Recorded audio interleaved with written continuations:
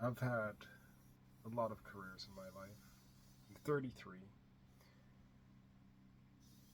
I started out as a telecommunications specialist, doing networking for everything you can imagine for a few years. Then I worked at an archery place, sort of like paintball, but with bows and arrows, because I felt like I never had a childhood job, a teenage job, if that makes sense. And I always thought it'd be very cool to work at a paintball place. That was great. And I eventually left there, started teaching martial arts. That worked out well for a bit. Then COVID came around, stopped teaching, did a bit more comms, started doing windows and gutter cleaning, and that made a lot of money. I got my first major contract for government buildings cleaning their gutters twice a year, over $1 million in those contracts. Just coming from a trade family, getting $1 million contract's a huge deal.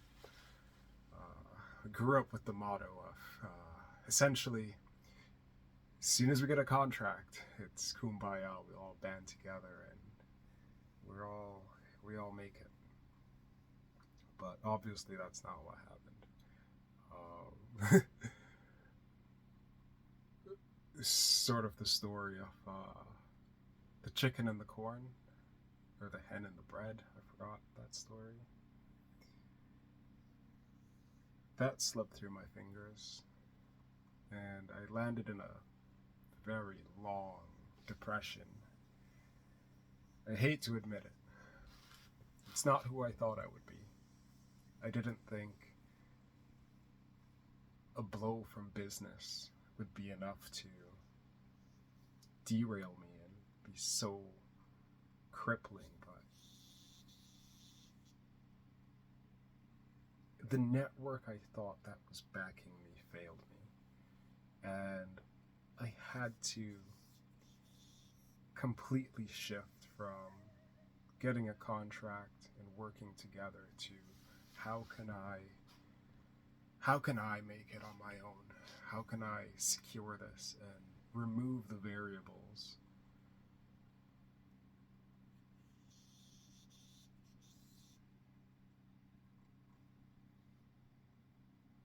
And for a long while, I had nothing. I was wallowing.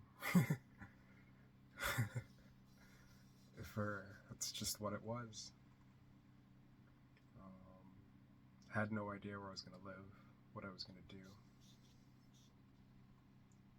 My girlfriend of over 10 years is an amazing partner. She saved my ass. There's no two ways about it. I have no idea what I would have done. I suppose I would just do any, but I was depressed, so I wouldn't have even been very effective at getting a minimum wage job even. Eventually I got a job at Medieval Times, which was a bucket list place. I've always wanted to work at Medieval Times, ever since watching The Cable Guy with Jim Carrey.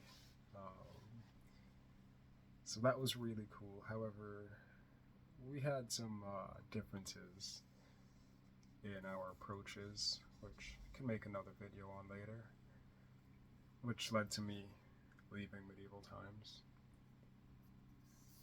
And one of the things I wound up doing, which was incredible, was selling ice cream. You never would think it.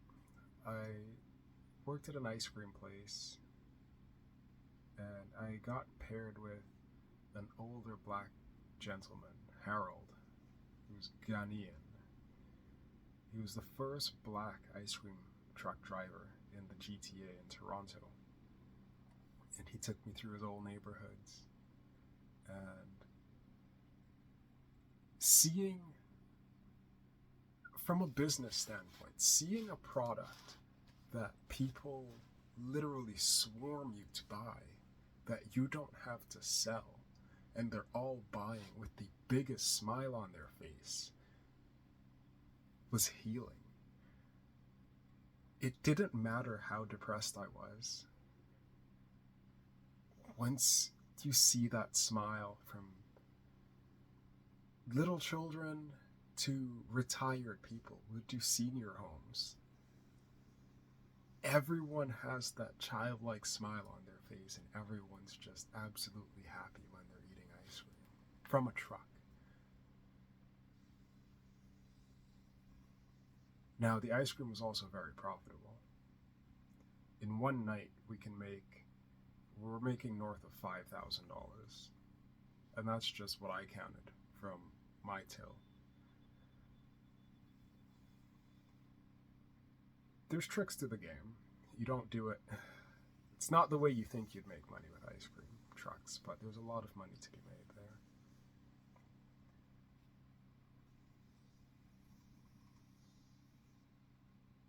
It's shifted my approach on business and what I want to do. I no longer wish to convince people of my product or my service, or even choosing me. I've always wanted to provide an offer you can't refuse. That's always been the base of my businesses.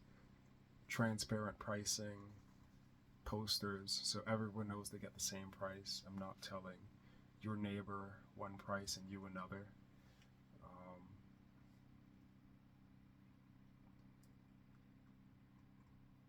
The ice cream truck worked out well. However, the neighborhood I was staying in was not the best. I had my tools stolen multiple times. And the tools I had were legacy tools from over a decade in communication. Replacing them takes over a year's salary. And having that stolen multiple times, I decided to not buy more tools for the local thieves and just exit the trade industry entirely. Moved up north, very far. Actually, where we moved to, I've been looking at places like this since I was maybe 14 years old. I found out how cheap you can get land for very far north if you're built for it. It's not for everyone. There's no infrastructure, there's no grid. But with my particular background, my particular skill sets in construction, communication, electrical, HVAC, I'd spent my life gathering these skill sets. Now, be it I thought I would be going into the military, hence why I gathered these skill sets, to be as capable as possible, as well-rounded of a human as possible. But it works well out here. And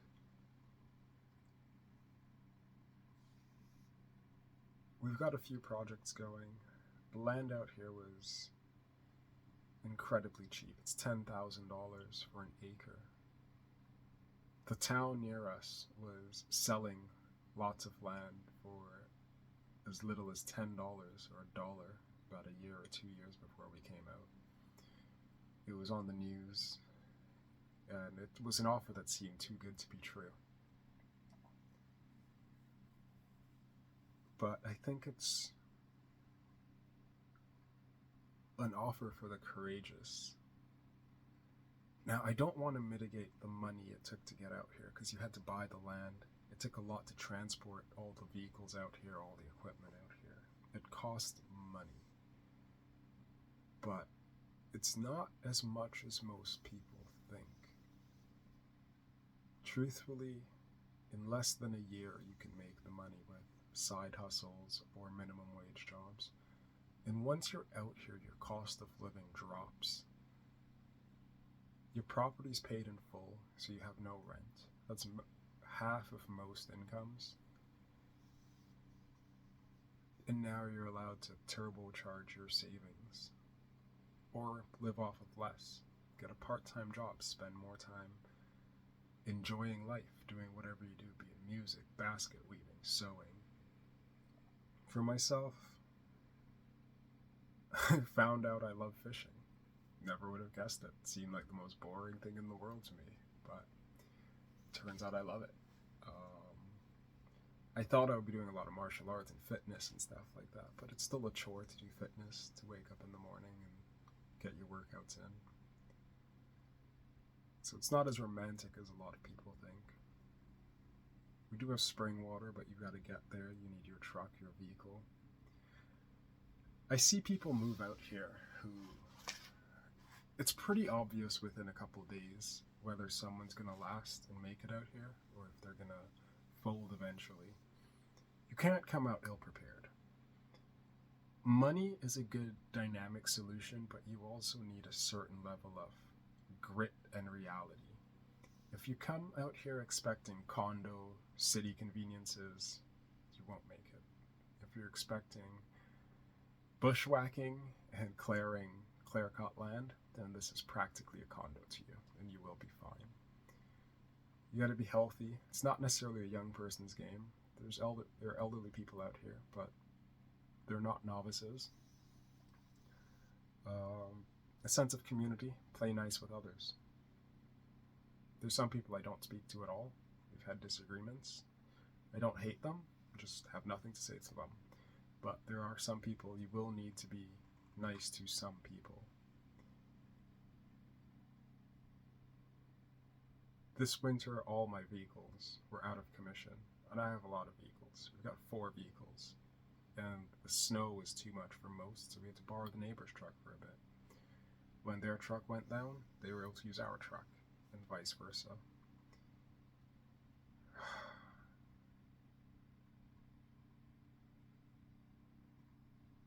What I'm pursuing out here is what I've always wanted, which is freedom. Not just in the north, not just in Canada, not just in one domain, but to experience the earth as a whole, a true global citizen. To live and die knowing I have experienced all of Earth. I often think from the perspective of a multi-planet species, and if someone not from Earth, born and raised in a different planet, just like you may be born and raised in a different city or country, were to visit Earth, what would be the highlight things of the entire planet? Not just a region, not just a culture, but of Earth, of Terra. You might say fireworks, you might say our auroras, our oceans, our sunrises, sunsets.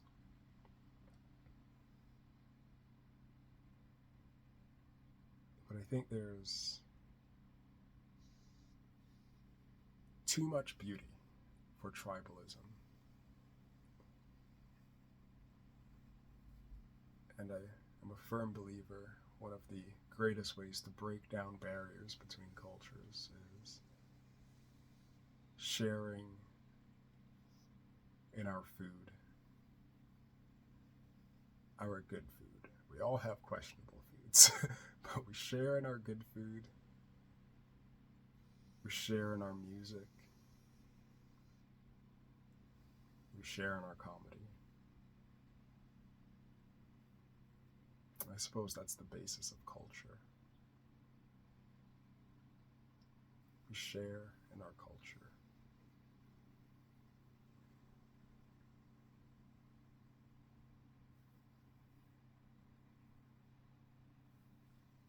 Anyway, I don't know exactly what I'll be doing out here going forward.